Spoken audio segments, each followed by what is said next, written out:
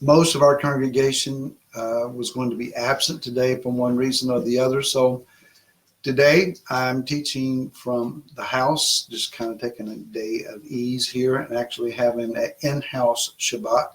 Yay! And my great audience today consists of my lovely wife and her mother, Brenda. So 2 or 3 are gathered in his name. Okay, so we're going to do that. We are also wanting to remember the Walker family, a local family here. Jerry and Carrie Bridges have been a part of our congregation in years gone by, now living in Florida. But Carrie's mother, Linda Walker, passed recently, and today they are conducting services for her, and the burial is today. So if you would remember the Walker family and Carrie Bridges in particular, it would be appreciated. Let me also make an announcement to you before we go to Bereshit, or Genesis chapter 6, and we'll be looking at one verse today. Believe it or not, I'm going to try to teach from one verse, and we'll see how this goes. That will be verse 22. We'll get there in just a moment. Let me invite you to go to a YouTube channel that I have established, Remnant of Israel, YISRAEL, Remnant of Israel. If you'll just Google that on the search line of YouTube, it'll bring up the channel. The Torah portions are going to be included there in video format, as well as about 15 weeks of, or 15 editions, if you will, of the study that we did on Ephesians, as well as a new project that I've undertaken at the encouragement of my younger sister Leanne, and that is to do a 10-minute Torah. So tomorrow I will be recording 5 segments, 10 minutes long each, on the upcoming Torah portion, which this week will be Lech Lecha, and I'll be posting those on Remnant of Israel on YouTube. I'll also be putting a link on Facebook for those that follow me there. So encourage you to go by. It's designed to be a daily devotional or a daily prelude to the upcoming Shabbat, ever how you want to use it. Hopefully it'll be a blessing to you, and we'll see how that works out. But appreciate you going by and checking that out. All right, all that said, all that out of the way, let's go to our Torah portion today, Torah portion Noach. And we're in chapter 6. I want to read verse 22, which says, "And Noach did according to all that Elohim commanded him, so he did." Everything that Yah commanded him to do, he did. And he did it in the way accordingly as Yah has specified. That is, the dimensions of the ark that Yah had quoted to him and designed for him, that's how he built the ark. And the manner of animals that he brought into the ark, whether it was pairs of unclean animal, or whether it was to be 7 of the of the clean animals, ever how he designed it, the people he designated to come into the ark, all that Yah asked him to do in regards to this mission, to this vision, to this purpose, Noah did it the way that Yah said to do it. So today, our focus from this Torah portion is commitment to vision. Commitment to vision. Last week, we quoted from the verse Yeshayahu, or Isaiah chapter 46, verses 9 and 10. Let's read those again for today. That's Yeshayahu, or Isaiah 46, verse 9 and 10. The word says, "Remember the former events of old, for I am El, and there is no one else, Elohim, and there is no one else like me." And then this very important phrase that says that Elohim is declaring the end from the beginning. From before creation ever began, Yah already had a designated end result in mind. And it's not that he was just hoping that we can get there. I've started projects, started journeys, and just hoped that I could get there. Just praying that it would turn out anywhere close to what I had originally envisioned. Yah, and the exactness of detail, to the most minute detail and degree, is going to bring about his plan, his goal, his vision, all the way to the end exactly so. Matter of fact, in the heavenlies, where time is not a reality, in the spirit realm, they are not governed, that realm is not governed by physical commodities of time and space. So in the realm of Yah, the end is already a reality. It's already there. The only thing that is lacking at this point, and between heaven and earth, the spiritual realm, the physical realm, is Yah producing through the obedience of man, and to some degree, maybe this is a topic for another discussion, the disobedience of man. He takes the disobediences of men into account and uses them to bring about his kingdom. Pharaoh is a great example of that. So he is utilizing the human agency of mankind on the earth to bring about his kingdom on the earth, and that which follows in the heavenly realm, it's already done. So he's declared the end from the beginning, and from old that which has not yet been done, saying, my counsel does stand, and all my delight I do. Yah is not asking for your or my opinion, our input. He's not asking whether we think this is a good idea or not. Would you be upset if I did thus and such? He's not interested in necessarily how we feel about things. He's looking for those that will simply walk in obedience and do his agenda. Now, again, at the beginning, Yah had already determined the end, declaring his vision for all creation, the coming of the kingdom to the earth, and the ultimate complete restoration of all things that is spoken about in Acts chapter 3 and verse 19. Now, the fact that Bereshit, or Genesis chapter 6, opens with a deplorable description of the inhabitants of the earth. It says that the spirit of Yah was not going to strive forever with man, that the earth was corrupt, and all life that was in the earth had become corruptible.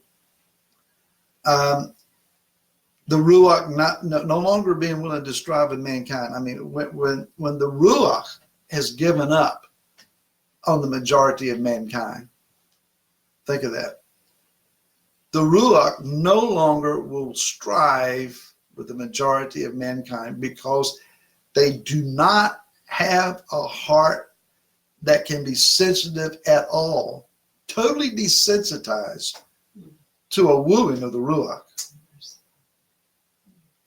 This is also described in Romans chapter 1, that when man decides to change in his understanding the nature of Yah and the reality of Yah, that Yah will give them up to a corrupted mind, to a deranged mind, go ahead to do the things that are inconceivable in the reality of Yah's vision, changing their affections, men lusting for men, women after women, and in our day even trying to change their DNA through ingesting opposite gender hormones, that men would want to become a woman would want to become a man. The spirit of Yah no longer being willing to strive with man. That's where we're headed. It did not then, though, at that time, it did not then, nor does it cause now Yah to deter or change or alter his vision. Just because man has lost his way and has become corrupted in large part, Yah is not changing his plan and say, well, I got to go to plan B. I've got to alter my vision. Yah is going to bring about his vision, and he's going to bring it back to pass completely. But what you and I are seeing is an age of time where there are fewer and fewer people who are interested in his vision, be willing to comply with his vision, and willing to endure to see that vision come to pass. Romans chapter 4, verse 21 says this, that Abraham was, quote, completely persuaded that what Elohim had promised, that Elohim was also able to do. Whatever Yah has designed, whatever he has desired, however he is determined to bring to pass his vision and his will, he has the power to do what he has declared that he is going to do. He does not faint nor become frustrated in seeing his destiny that has been decreed come to pass for mankind. Because Yah lacks no power or authority to see it accomplished. Laura's looking for the verse a while ago. Romans chapter 4, verse 21.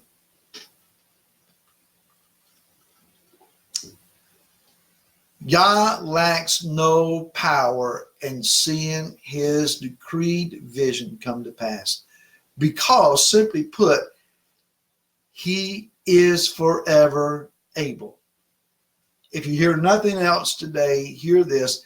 Yah is forever able to do abundantly above and beyond all that we should ever ask, think, or imagine. He has the ability, if you can conceive it, if you can get it in your mind, if you can believe it, and you can trust him to bring it to pass, Yah has the power to do that which you can conceive. Another way of putting it is the only limitations of Yah's will and way being carried out in your life is your ability to imagine. We could camp that there for a very long time. Our only question then, if Yah is going to do what he's going to do, if he's going to bring to pass all that he has originally conceived and planned, if he's going to do that, our question is this: are we committed to that which Yah is committed to? Another way of asking that same question is, are we as committed to Yah's plan as he is? So Yah's going to do this. He's going to work this out. He's already started this journey, and in his realm, it is already a finished and done deal. It's done. Are we committed to Yah's vision? Are we as committed as he is? Well, obviously, I think the answer to that would be no. But Yah, help our lack of commitment. Yeshua asked the man, do you believe? He said, yes, Master, I believe. Help my unbelief. Another way of asking this question is this: will we give up when he doesn't give up? If Yah hasn't quit his plan, will we quit his plan? Sadly, I think in Scripture we will find those who do. It is up to you and I that we do not. So point number one, the commitment of this present world. Let's talk about that. The commitment of this present world. In Noach's day, that commitment was to three things at least. That was to self, to control, the control of others, and to evil. It says in the word in chapter 6, verse 5, that every inclination of the thoughts of his, that is a man's heart, was only evil continually. I've spoke about this many times before as saying that man was incapable of righteous thinking. His mind had become so torn, so scarred, so wayward, so perverted that he had no ability to think righteously. That's a deplorable and depraved situation to be in. Such minds then are consumed with self-preservation, with self agendas, looking out only for yourself and not considering anyone else. Therefore, in order for you to produce what is satisfying and desirable for you, you are willing to step on, manipulate, control, plunder anyone who stands in your way. Therefore, the end result is only evil continually. So in Noach's day, what we see from Scripture is that men sought dominance through power and their ability. The phrase is used in the first part of this chapter 6, verse 2.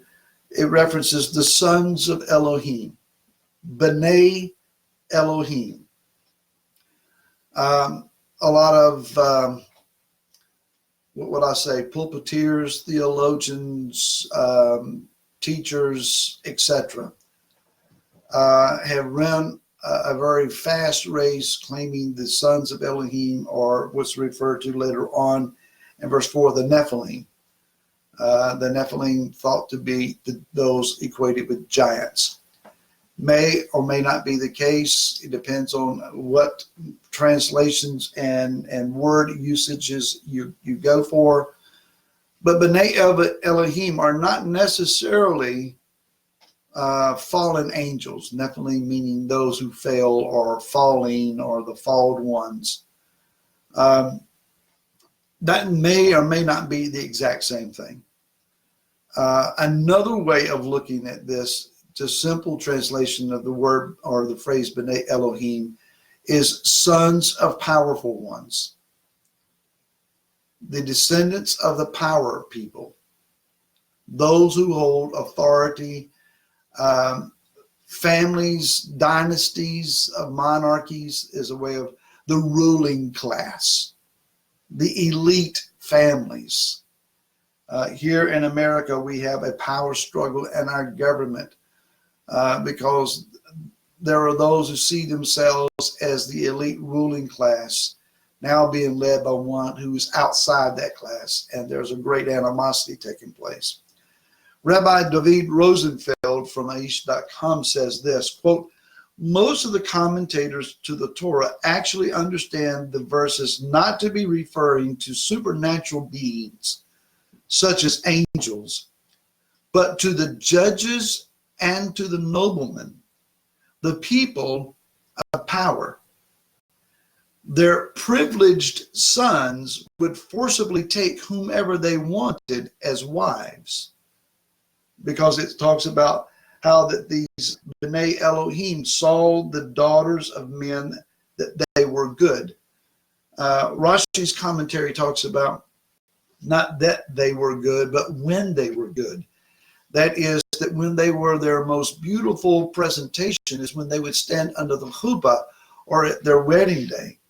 And then that the ruling class, men from the ruling class, in order to lord over them, would come and take a bride from her wedding and force himself on her before she could be given to her husband, just to let them know we're in control and nothing is to be withheld from us. That's a very degrading situation if that indeed is the truth. That these sons would take whomever they want or wanted whenever they wanted, just because they could. So there are those even in our day that they do what they do just because they believe they can. The very leaders who should have been upholding the law and setting an example for society became part of the problem, exercising their power to take advantage of the weak and the underprivileged. Exploitation of people, especially the weak, is what we're talking about here.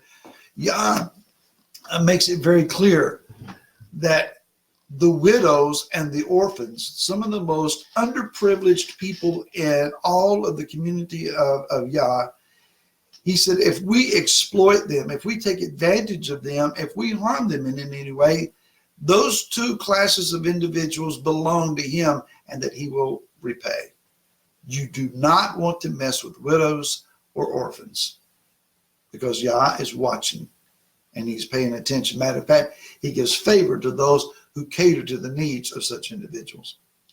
In chapter 6 and verse 5, and it says, and Yahweh saw that the wickedness of man was great in the earth, and that every inclination of the thoughts of his heart was only evil continually. So again, in Noah's day, there was commitment, but it was commitment to this present world and age, commitment to self, commitment to controlling of others, and commitment to evil. What about our day? In our day, we have three things that people are committed to. They're committed to self, they're committed to controlling of others, and they're committed to evil. I know I didn't surprise you with that. Men and women are still seeking to make a name for themselves through dominance, through control, being power hungry, being evil. They're controlled by greed. They're controlled by how much money that they can extract from someone else for themselves. Those who have authority in our day, who hold public office, who carry a title, they seek to advance themselves at the expense of those that they're supposed to be serving. That's called corruption. So we have exploitation and we have corruption. In our day, boundaries are being dissolved. What was unthinkable in previous generations now is considered to be the norm in our generation or this present generation. Perversion of all sorts must be accepted, or if you speak out against gender fluid pursuits, transgenderism, if you speak out against homosexuality, if you speak out against socialism, if you speak out against teaching first graders that they can choose one of some 70 different genders that are available for themselves, if you stand for any cause of righteousness, then you stand a great chance to be publicly defamed, ridiculed, and the attempt is to shame you. Right now, the agenda of the social elites and the social media groups is to shame people into compliance. So it is a consistent parade for us in the news of people who made statements who now are publicly apologizing, recanting, saying, I'm sorry for what I said. I didn't mean what I said, or I didn't realize how hurtful what I said was going to be. You can't think out loud. You can't have an opinion. You can't have a persuasion of some sort without being publicly shamed into a recusal. Yah help you if you stand for truth. Because truth is not what this word says. Truth is whatever someone else wants it to be. That's all that there is. Our societies then are completely sold out to self-seeking, every man for himself, believing only in what can be had in this present life. Commitment is a wonderful thing. Enduring commitment is an even greater thing. But it does matter what you're committed to. If we are committed to this present world and we're sold out to what can be enjoyed only in this present world, have we not then determined that we are against the coming kingdom of heaven? Because the kingdom of heaven is not of this world. Yeshua said before Pilate, if my kingdom were of this world, then my followers would rise up and fight for me. They would defend me. If the kingdom of Yeshua was of this present world, then he would have called the legion of angels that were, he said, were at his disposal, and prevented him from dying on the tree. But it is not of this world or based on worldly concepts. His kingdom is coming completely different in character and quality and longevity and purity, and completely different in righteousness compared to anything that we've ever seen on the earth to this day. So what are we to be committed to? Well, secondly then, point 2, we are called to a commitment to righteousness. Whatever Yah's vision is, it is righteous. However it is to come to pass, it will come to pass by a righteous means. Whatever the fruit of this kingdom will be, it will be righteous fruit. And those who will be a part of this kingdom will be a righteous people. You cannot get to the vision of Yahweh and sidestep righteousness. It can't be done. Maybe I want to say that again. You can't sidestep righteousness and get to the kingdom, period.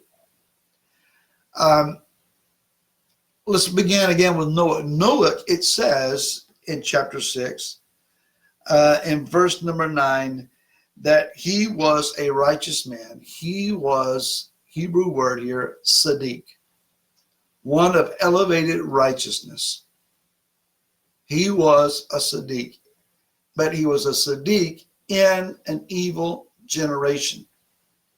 I was listening to Mike Clayton speak about this a little earlier today, and he was talking about comparatively to all of those that were around him that he was righteous. And I agree, that would be the case. But also, his righteousness was of such elevated quality that he not only saved himself, but his entire family.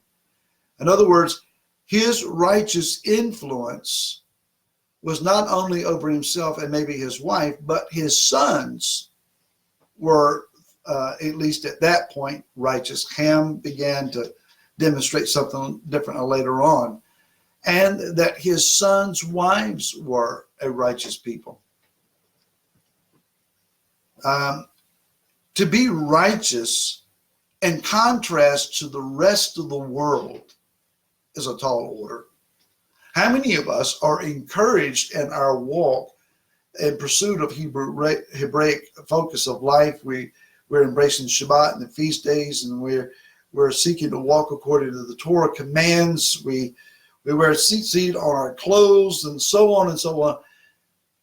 We are looked at weird. People don't understand who we are. They don't appreciate what we're trying to accomplish. They can't figure out a paradigm or understanding to put us in, and we find it difficult. It makes us ill at ease. It causes us issues. And we struggle to some degree. Can you imagine, though, that if we did not have fellow congregants to meet with on occasion, that there was nobody to Sukkot with, there was no one to share Pesach with, and there are people like this in the earth. They're all by themselves. Can you imagine, though, no one, not even a good church member somewhere to sit down and talk about Scripture with? There is no one else on the face of the earth interested in what you are consumed with. You against the world. That's where Noah found himself. Now, in 10-Minute Torah last week, I was talking about that Methuselah would have been alive unto the year of the flood. The rabbis say until the day that they went into the ark. So there were maybe one or two or three available in their longevity of those days to walk with Noah and to teach him and to share what they understood. But when it came to the days of the flood, he was by himself. He was committed then to righteousness. The world was fractured, but he was tamim. Let me say that again. The world was broken and fractured, but the Hebrew here says that he was, the translation perfect in this generation, the Hebrew word for perfect there being tamim, that is, he was whole, He was complete. He was sound. He was upright and blameless. In other words, he had integrity. Later on, Abraham is called to be Tamim.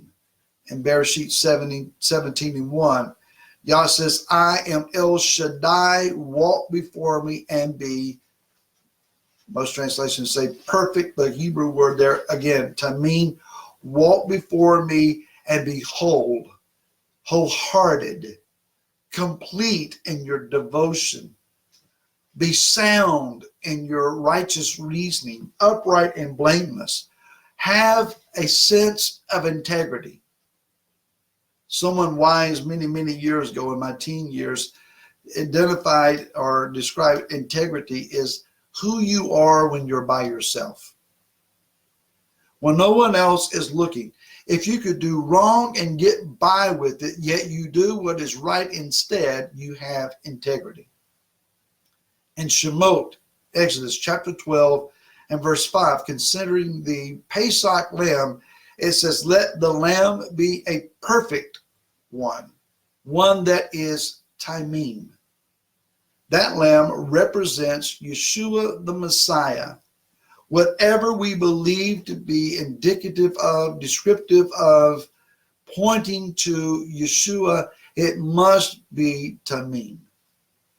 Whatever we use to describe him must be righteous and it must be Tamim. So there needs to be a commitment then to righteousness. I don't believe that Noach was a man that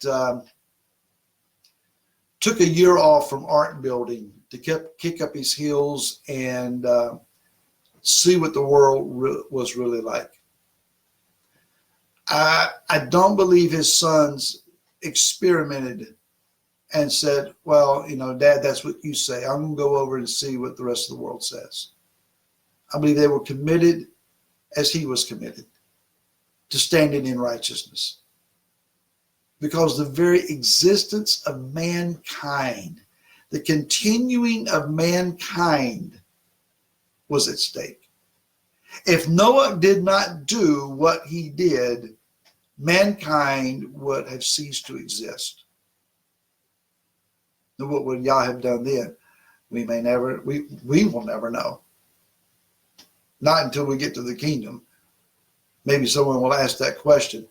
But thankfully, we are here because this man chose to be committed to righteousness. Who will be benefited in the days ahead because you choose to be righteous?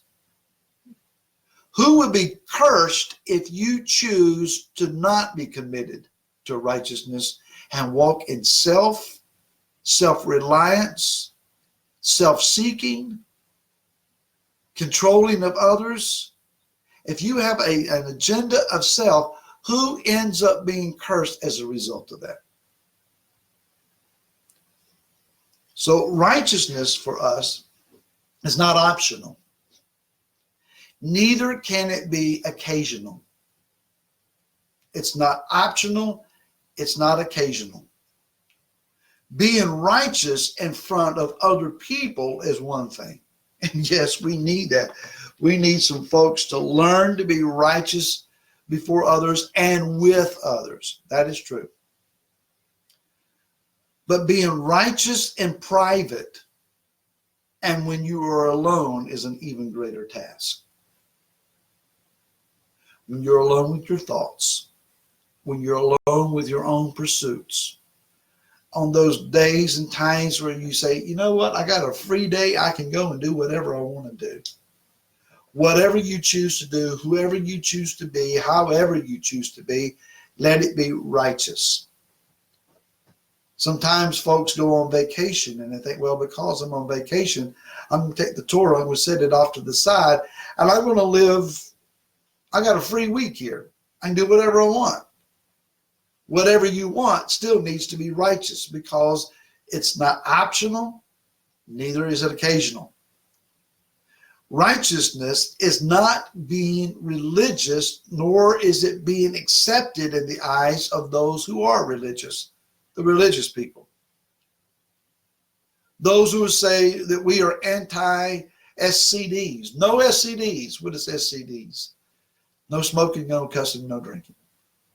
And there's a lot of religious folks that will describe a boundary of, if you don't smoke, cuss, or drink, you must be righteous. That doesn't work. That's not what righteousness is. What is righteousness?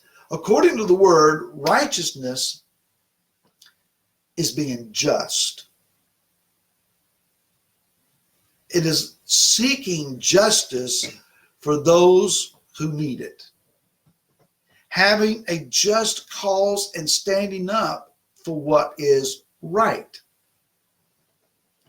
Righteousness, very simply, is walking uprightly and being just with others so that you have right standing both with man and with your Creator.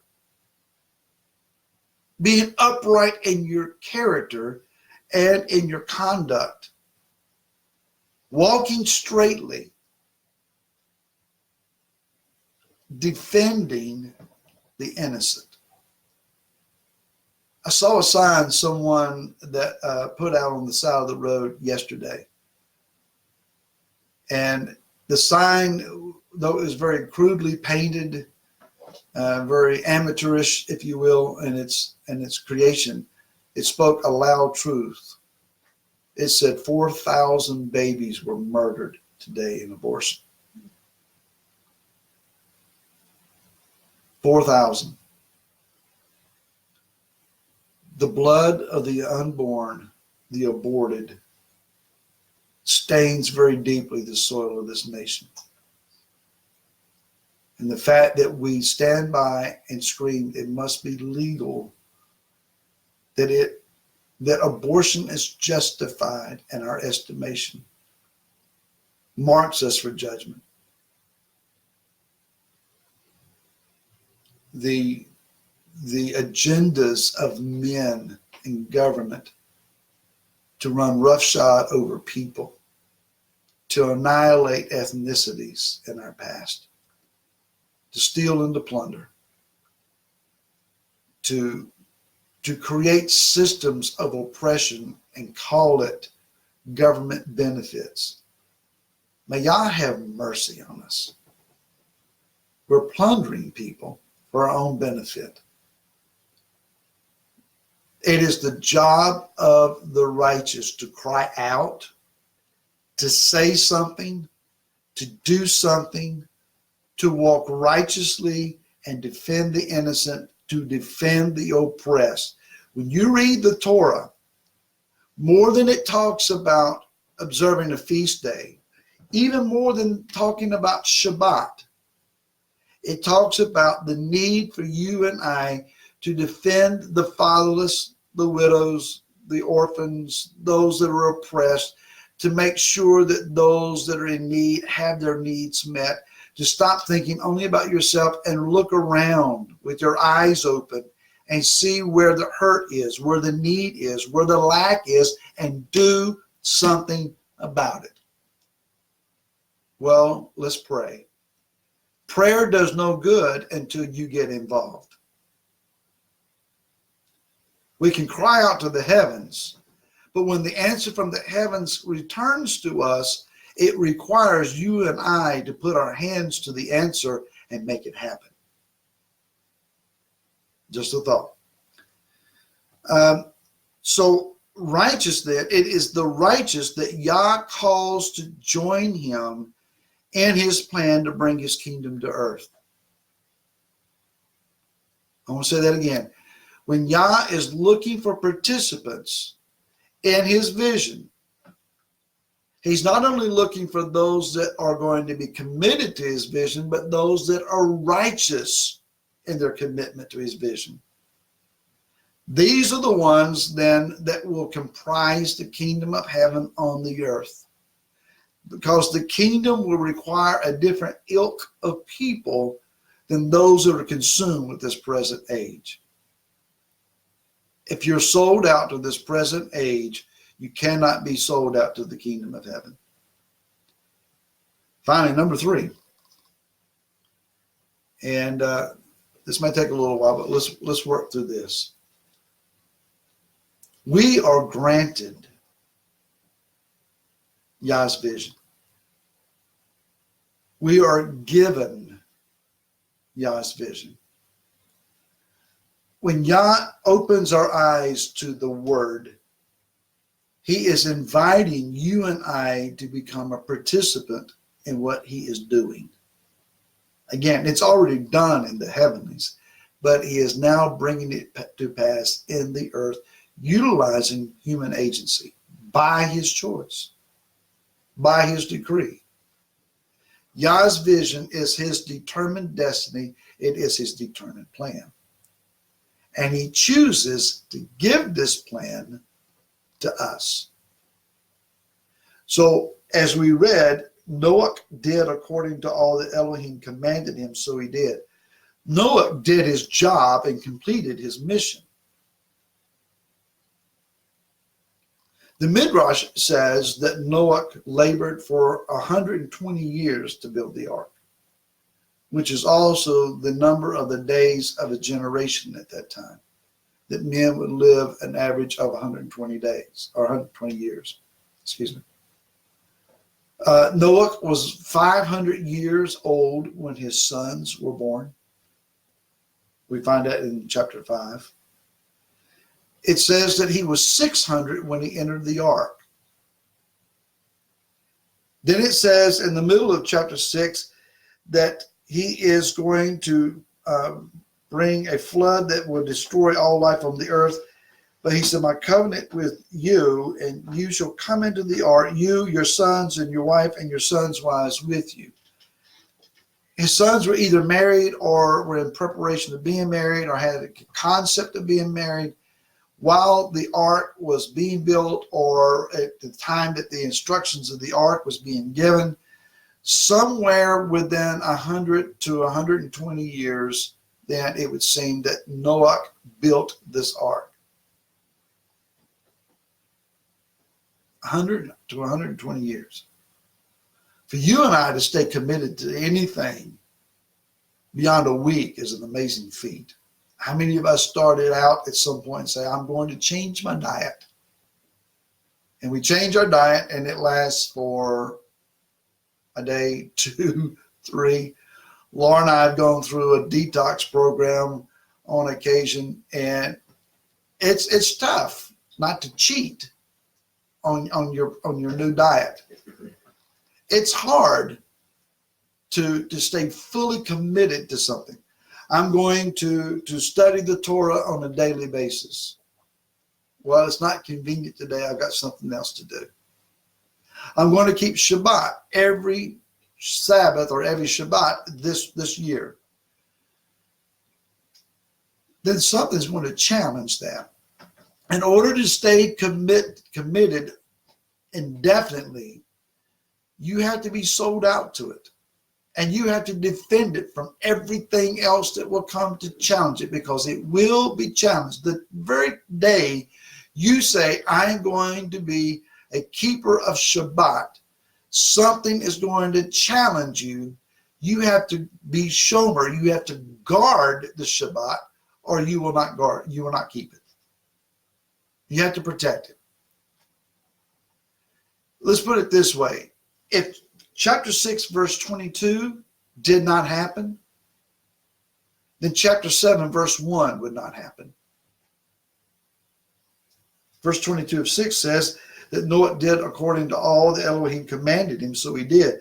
Chapter 7, verse 1, and Yahweh said to Noach, come into the ark, you and all your household, because I've seen that you are righteous before me and all this generation. If Noach had not done chapter 6, verse 22, there would not have been an ark for him to go into. He would not have remained righteous. I said that.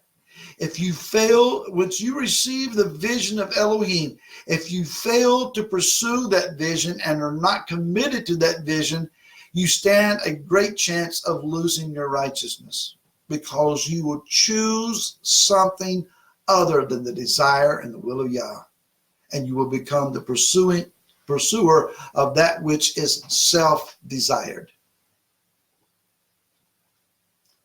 not going to muddy that up. A vision given by Yahweh will come to pass with or without us. What Yah is going to do, he's going to do whether you choose to be involved or not. In Romans 11, verse 29, the word says, for the gifts and the calling of Elohim are not to be repented of. Yah's not changing his plan. It's not changing his mind.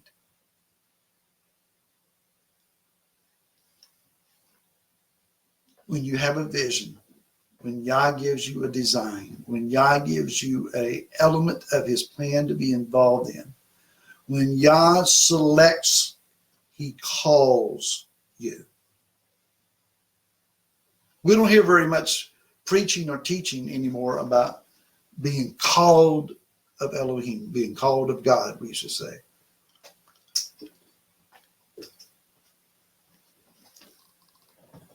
I remember being 18 years of age, kneeling in an altar of prayer. Matter of fact, Laura and I were dating at that time. We were kneeling beside one another in an altar. Obviously, that was not a Jewish altar. Men and women were praying side by side. Not married yet. And I was praying, and in my effort of prayer, I was surrendering everything to him that I knew of.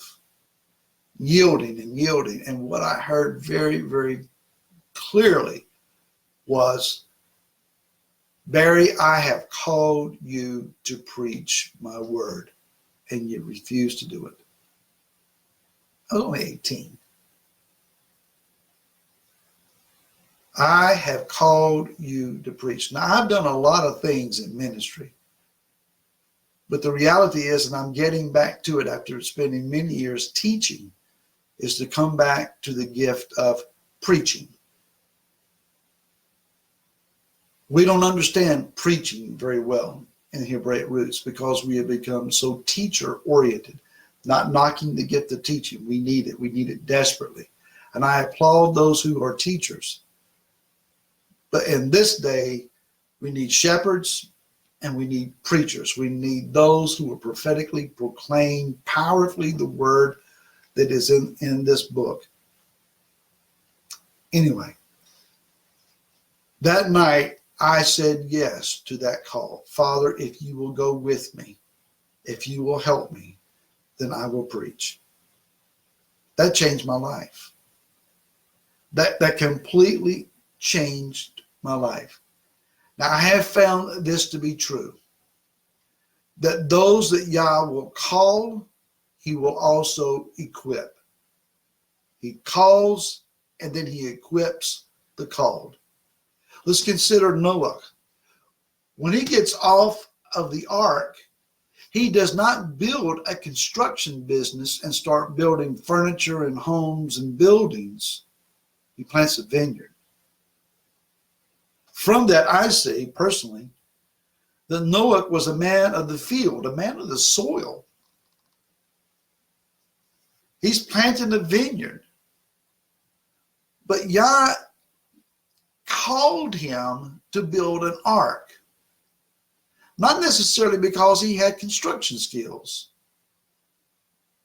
Now, in the movies, he's always speaking to the creator, or the creator speaking to him while he's in a carpenter shop. He's got some kind of planing tools and hand drills and so forth, and he's building something, and Yah interrupts that, and he reaches over and gets out blueprint paper and starts grafting and charting and designing and putting down the figures.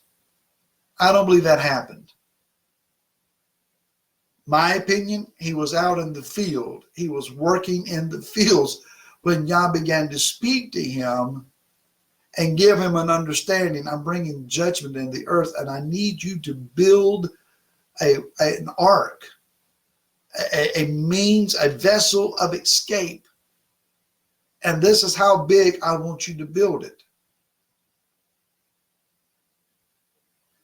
So Yah then called this potentially a farmer into the ark construction business.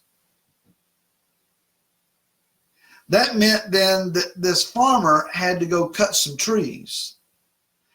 And he was planing lumber. Can you imagine not only cutting a tree, but then using hand tools to peel the bark off of that tree, and a means somehow of sawing it into usable lengths. And I don't know the width or the diameter of this tree, splitting it into planks that can be used, shaping and sanding. How long did it take? How many days did it take just to create a single piece of lumber that could be used in the construction of this boat? Again, using tools of the hand tools. He had to learn to devise plans. He had to learn to draw up a blueprint so he could put down on some parchment or something to create a design that he could see. He would have had to learn to build scaffolds to get up high enough to build what had to be built. It's very likely that he had to invent tools to do the job that he needed to get done. Because they may not, I don't know that there was any boat building tools available. He had to think about this. I was thinking about this morning. Every peg or nail that he used, he had to build it. He had to form it. He would have had to utilize pulleys and ropes and techniques of construction to build something that like this that had never been built before. All the while focusing on righteousness. And the word says in Kepha that he was a preacher, a proclaimer of righteousness.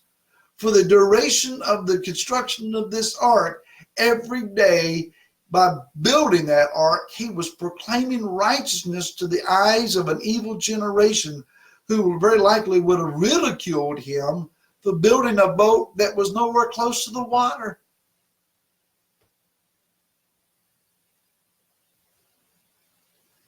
I was called to preach. When I was called to preach, all I could imagine was taking up the scriptures, standing in the pulpit and starting to preach the word. And because in my imagination at that time, once I preached the word, then people were going to get healed and people were going to get redeemed and they're going to get filled with the Spirit and their lives were going to change. And I was going to be invited to all these churches all over the place to come and to preach because, well, I was called to preach. And if the Father called me to preach, he had preaching in mind for me. He had to provide a place for me to preach. So I reasoned. Well, preaching and reaching an audience out of necessity has meant learning to travel. It has meant developing people skills.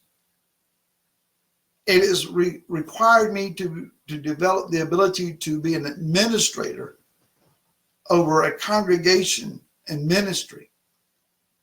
Because I was called to preach, I've had to learn to conduct business meetings. And a lot of times with people who could not catch my vision. That's fun.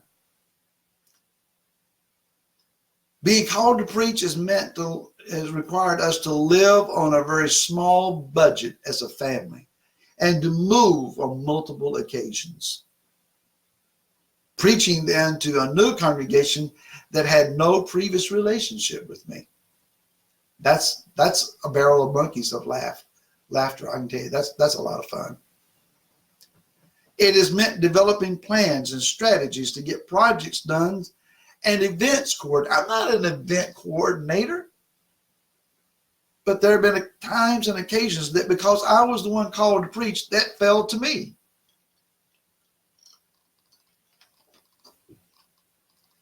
It has meant me having to learn to use technology.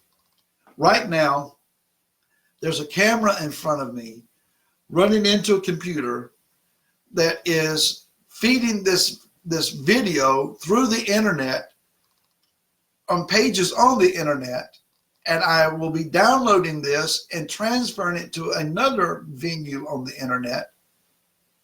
When I was called to preach, the internet didn't even exist. There's technology, there are programs, there are means of equipment and technology I don't know how to use, but because I'm called to preach, I got to learn to use them.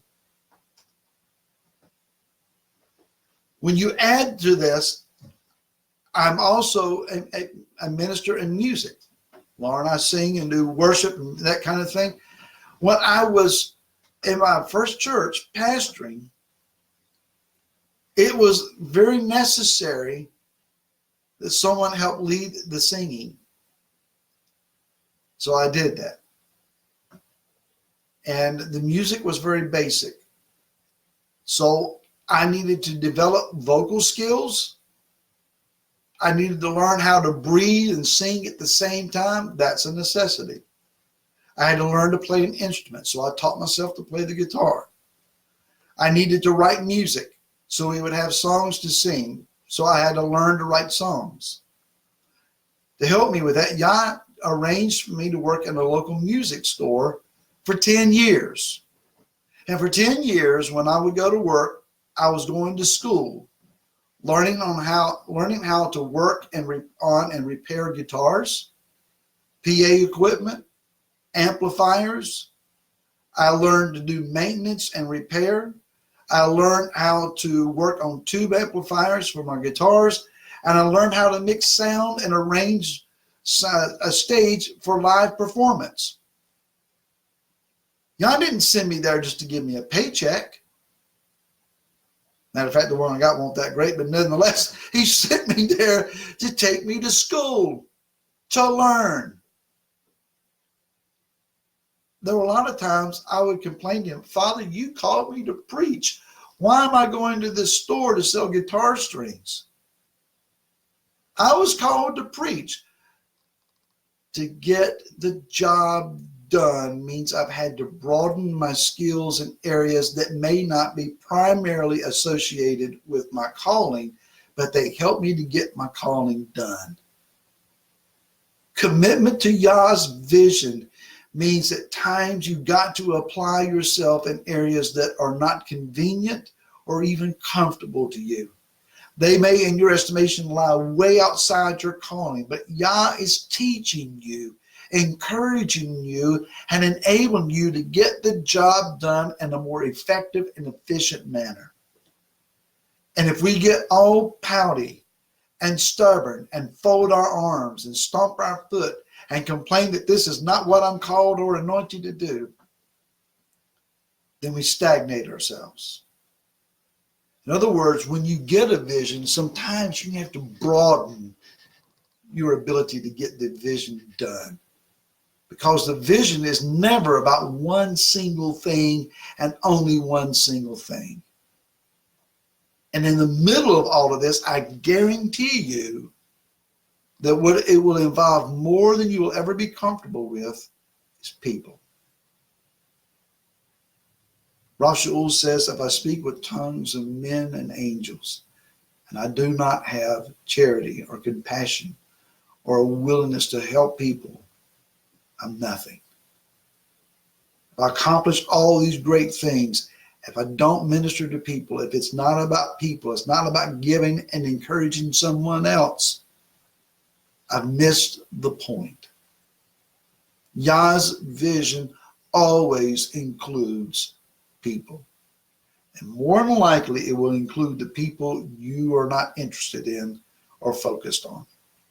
Just a thought. I can either learn what is needed to get this job done, or I can simply preach the word. I can go back to the very basic simplicity of I'm a preacher, and I can preach. If I do that, I will be preaching to empty seats, a viewerless audience, the stumps and rocks, and maybe to myself in the mirror. I have to be willing to do this his way. I have to be willing to get the job done, including all the things that are peripheral, but they support the center. You have to have that. Here's what I think is an important point. A Yah-given vision is not stagnant, but it grows and develops into things beyond the original conception in our mind. We start out seeing the vision of Yah about this big, and it will broaden. Because the vision of Yah is not stagnant about one single point. It grows and develops. It's a seed. The kingdom of heaven is a seed, a small seed, the mustard seed. But when it brings up itself out of the ground, it is a large shadowing plant. It's a small thing originally invested that will accumulate and grow and expand into something beyond our imagination. In other words, Yah is ending up calling you to something bigger and greater than you originally thought. And then he grows you into something bigger and greater than you originally were to get that accomplished.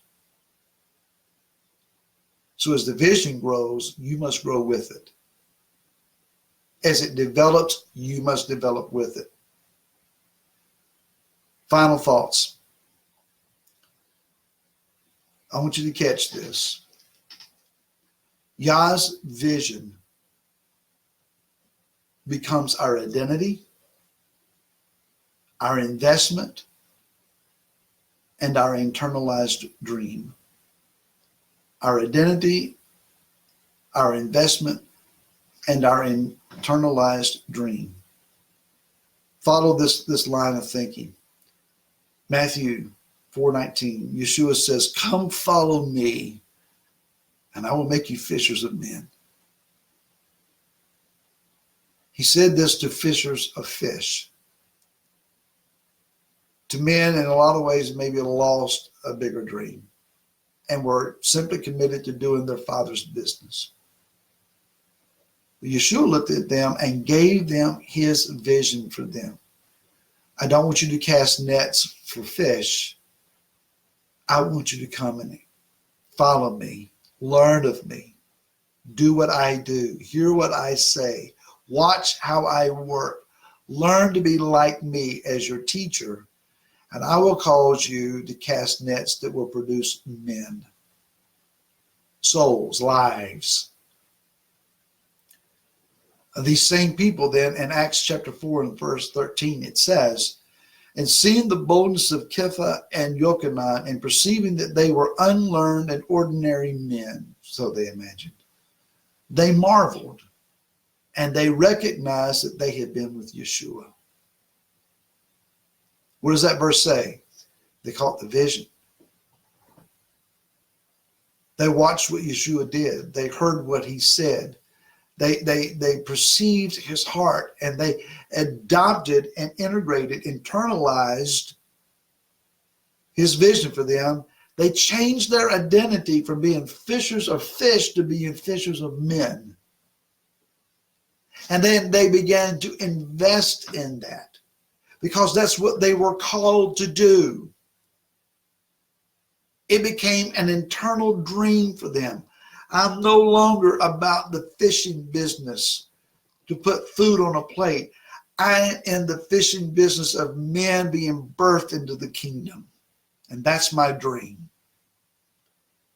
Then in Acts 21, verse 19 and 20, "And having greeted them, he," that is Rav Shaul, "was related one by one what Elohim had done among the nations," or the Goyim, through his service. "And when they," that is Yaakov and the other elders and the Jerusalem council, "when they heard it, they praised the master. And they said to him, 'You see, brother, how many thousands of Yehudim there are who have believed, and all are ardent for the Torah.'" Yeshua cast a vision. And there were men who adopted that vision and began to identify themselves by that vision. That vision then was what they invested themselves in. employed themselves into bringing to pass, to the place that it became a dream that was living and burning and functioning inside of them.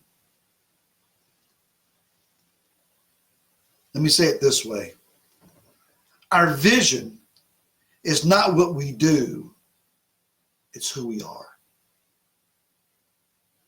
Your vision is not what you do, it has to become what you are. Your vision needs to consume you, and to where your vision is you. You are the vision that Yah has given to you. It's what we pour our time, our energy, and our money into. We invest all these elements of ourselves. Vision then moves from our ears and our minds into our hearts and our being, transforming us from what we were into what Yah sees us as being. Do I need to explain that? We get a concept. We conceptualize a thing. But the concept is not a reality until we make it happen. For example, we say, I lift up my heart to you, Father. I come to worship you. I come to exalt you. I come to praise you. That's a concept that exists on the inside of us. But it becomes a reality when we raise our hands and we speak with our mouths and we play our instruments and we dance and we celebrate. In the Torah, they brought an offering. I come to worship you. And they took the concept of worship that was on the inside and caused it to become a reality with the sacrifice on the altar. I can say, I see what you're saying, Father. I see what you're wanting. I got this visual picture within my being of what it is that you want to take place and be produced. But it's only a concept until I begin to function in the reality of that and cause my hands and my mouth and my feet to get involved and bring it into reality. That means I'm no longer what I have been, but the urgency, the weight, the pressure, the immensity of the vision causes me to do. And in the doing, I'm changed to become what it is that Yah saw me as all along. Do you want to be where you've always been, doing what you've always done? Or do you want a higher calling, vision, opportunity, a place to invest yourself to become what it is that Yah sees you as being? He said to Jeremiah, to Yirmiyahu, you are a prophet. I'm not a prophet. I'm a kid. Don't say you're a kid. I called you in your mother's womb to be a prophet. To Gideon, hail you mighty man of valor. Me? Has not Yah called you to be a deliverer of your people? Moshe, take your shoes off. You're standing on set apart ground. I wish you'd call Aaron, my brother. I wish you'd call somebody else. I called you. Moshe complained at the first plague taking place. He complained when the people said, once you just shut up, you're making life harder for us. Later on, he's holding out a stick over a large body of water and waves are rolling back and dry ground is appearing. He's speaking a word and the ground is opening up and swallowing people. He's taking a stick and striking a rock and a river falls out of it. He's going up into the mountain and he's talking with the creator of the universe through a very thin smoke and coming back and saying, thus says Yahweh, Elohim of Israel. Yah will take you from being timid, a wallflower, a nobody, an insignificant person, and cause kings to tremble in front of you. Your gift will make room for you, and it will transform your life. potter will take a lump of clay. It's just wet dirt, but he's got a vision. And he will consistently work that lump of clay until it represents what he sees in his mind. A craftsman can take raw materials and either construct or create something that he sees. I hear a melody in my mind, and I'll pick up my guitar and I'll work the strings until I find how to play what I'm hearing. And then words will begin to form in my mind, and I get out the pencil and pen and paper and begin to write it down. And I keep playing it and working it and crafting it until it represents what I've heard in my spirit. Yah does that. Let me say it very, very plainly. If you can't see it in a vision, you will never see it in a reality. If you can't see it in a vision, you will never see it in reality. If you can't catch the vision of Yah, you will never see the kingdom of heaven on the earth. Those who enter that kingdom are those who saw the kingdom in their spirit. We got to stop looking at what the world is producing for us. Yes. We got to stop believing the torrent of lies that are available to us and start looking for the kingdom. And not just looking for it, but envisioning it and seeing ourselves in it. We got to find the kingdom and its reality within us so that when the kingdom is a physical reality on the earth, we will be in it. Yes. If you can't see it in a vision, you'll never see it in reality. Last thought. Vision is always, can you say always? Vision is always by necessity greater than your current reality. If your vision is not bigger than you are, it's not a vision. If Yah's vision to you, for you, is not greater than you can accomplish, that's not his vision. His vision is always immense. It's always overwhelming. It's most likely viewed originally as an impossibility. It will be something that you will immediately think, I can't do that. That's why he gives it to you. Because he will equip you, change you, form you, grow you, expand you, build you to the place that you can get that accomplished. That the power and the praise, the glory will be to him, not to you. In other words, he's going to accomplish his vision through you in spite of you. In spite of your weakness, in spite of your failures, in spite of your inconsistencies, if you're committed to righteousness, you're committed to following him out on this, if you will not quit, he will bring his vision in your life to pass and cause it to become a reality. It will be greater than what is your current status quo. Vision, by necessity, always is greater than your current reality. And for a lot of us, our current reality is not all that great anyway. Hallelujah, Father. If you got something better than this, I'm all ears. Father, what is it you want me to do? How do you want me to move? Where do you want me to go? How do you want me to operate before you? I'm available. So I hope you have been encouraged by this word today. If you don't have a vision, get on your face until you get one.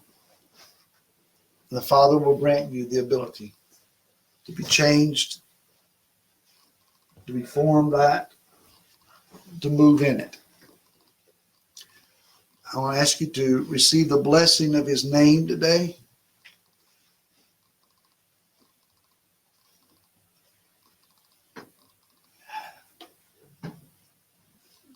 Amen. Yivarakaka Yahweh vayishmareka. Ya'er Yahweh panavileka v'yikuneka. Isa Yahweh panavileka v'yasim lacha shalom. And may Yahweh bless you and keep you. May Yahweh make his face to shine upon you and be graciously favorable to you. And may Yahweh lift up his countenance upon you, that he may give to you shalom. Amen. And it just so happens that as I'm sitting, I'm facing due east toward Jerusalem. So let's sing the Shema together.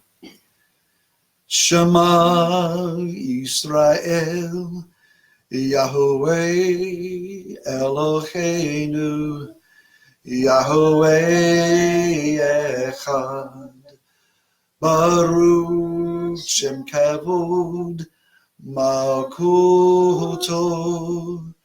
Le'alam Vayed. Shabbat Shalom. Pray the word's been a blessing to you. Until next week, Shalom.